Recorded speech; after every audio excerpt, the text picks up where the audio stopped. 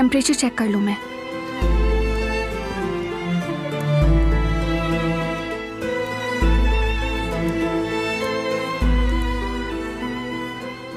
तुम्हें बुखार नहीं बल्कि तुम्हारा चेहरा तो बर्फ की तरह ठंडा पड़ गया है। तुम्हें ठंडे पसीने आ रहे हैं। ठीक हूँ मैं।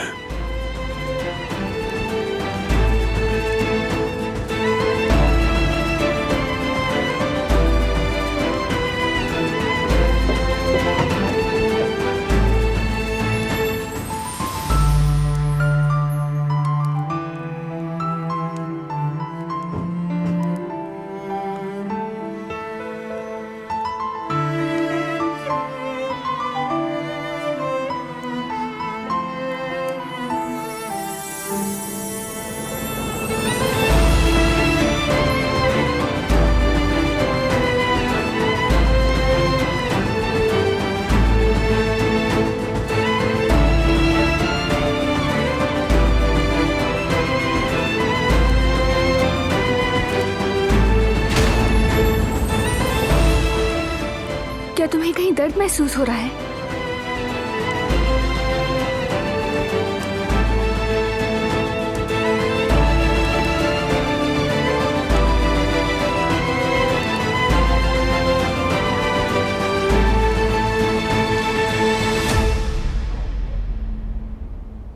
बेटा देखो, हम में से किसी को ये तवक्को नहीं थी। जज्बात में मत आओ, मेरी बात सुनो। क्या सुनूं मैं बाबा? बताइए आप। कुछ सुनने के लिए बचा है क्या? फैसला तो खुद ही कर लिया है उसने, छोड़ रही है मुझे। बेटा जाकर पहले उससे तुम बात करो। ऐसा लगता है ये सब कुछ तुम्हारे भले के लिए करना चाहती है वो। तो आप ही बताइए बाबा, क्या ये सब सही किया है उसने? नहीं, बिल्कुल नहीं। लेकिन तुम्हारा उठकर आ जाना ये भी तो ठीक बात नहीं है। ऐसा करने से दूरियां बढ़ती हैं। अगर आप किसी से मोहब्बत करें तो उसका ज्यादा ख्याल रखते हैं ना। जरूरत पड़े तो जान दे देते हैं। वो भी ऐसा ही कर रही है। वो तुम्हारे लिए अपनी खुशियों से दस्तबरदार हो रही है। ये तुम देख रहे हो। वो अपने प्यार की खातिर खुद को कुर्बान कर रही है। क्या ये आसान है? उसे समझने की कोशिश करो। मैं नहीं समझता बाबा, और नहीं समझूंगा।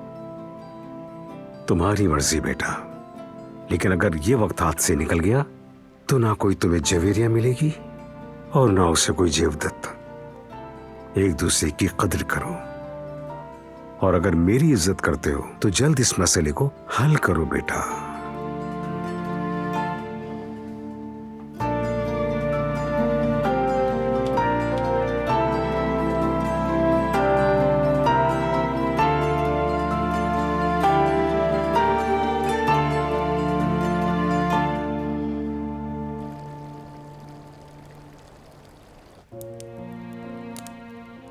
प्लीज कुछ तो बोलो, तुम्हें क्या हो रहा है? कुछ नहीं। एक लम्हे को ऐसा लगा जैसे किसी ने चाकू मारा हो, लेकिन अब ठीक हूं। साफ दिख रहा है कि तुम्हें अब भी तकलीफ हो रही है। इससे ज्यादा दर्द तुम्हें तकलीफ पहुंचने से होता है। क्या ये वक्त उन बातों को दोहराने का है? वैसे भी वो मसला तो हल हो चुका है ना। तुम इस हालत में भी मुझसे बहस कर रहे हो।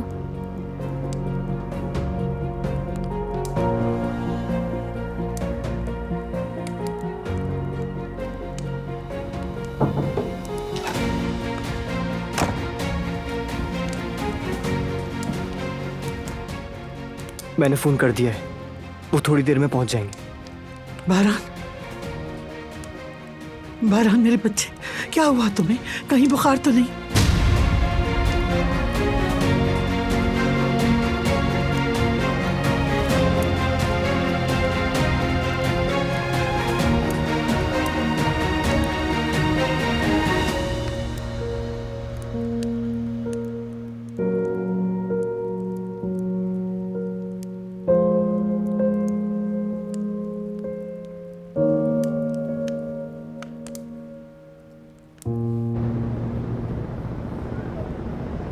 ये तुमने क्या किया जवेरिया?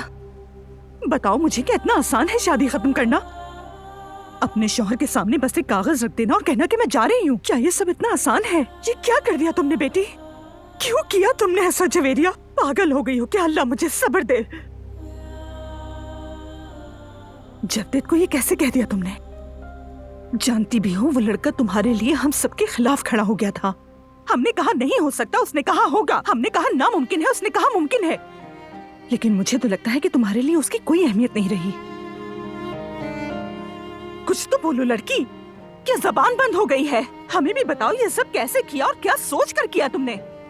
इतनी आसानी से घर बर्बाद करना ठीक है क्या? अम्मी बस करें। आप देखिए तो सही कि भाभी कितनी ज्यादा परेशान है। हम सब जानते हैं भाभी भाई से कितनी मोहब्बत करती हैं। इस तरह दबाव डालना बिल्कुल भी ठीक नहीं है। तो मोहब्बत करने वाले ऐसे छोड़ने के फैसले नहीं लेते हैं। जानती हूँ, मुझे ज्यादा कहानियां मत सुनाओ।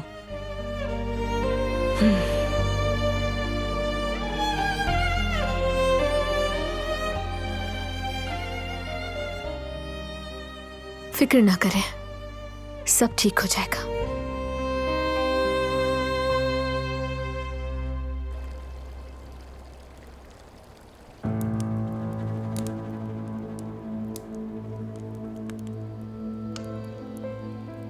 अलामत देखकर तो ये जहर देने का एक आम केस लगता है।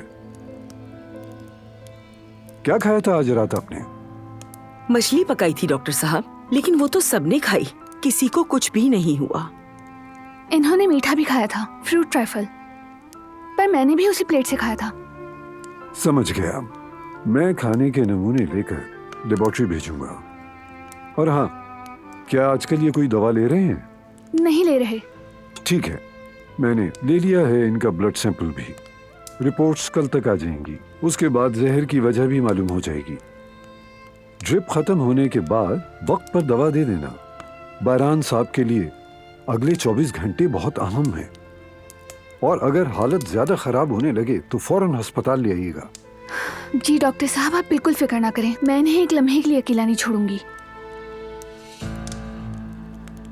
लेकिन ये ठीक तो हो जाएंगे ना? फिक्र ना करें, आपके शौहर ठीक हो जाएंगे, लेकिन एहतियात करना बहुत जरूरी है। अल्लाह का शुक्र। अब आप मरीज को आराम करने दें। सिर्फ एक आदमी साथ रहे तो काफी है। जल्द शिफा मिलेगी इंशाल्लाह। डॉक्टर आपका बहुत शुक्रिया। आइए मैं आपको बाहर तक छोड़ देती हूँ। शुक्रिया।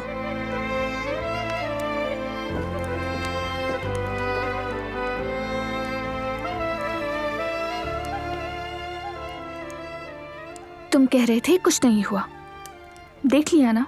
अब दवा वक्त पर लेना ताकि जल्दी से ठीक हो जाओ तुम। चलें दादी जान, हम बाहर चलते हैं। वो कहानियाँ अधूरी जो न हो सके कि पूरी, उन्हें मैं भी क्यों सुनाऊं, उन्हें तुम भी क्यों सुनाओ।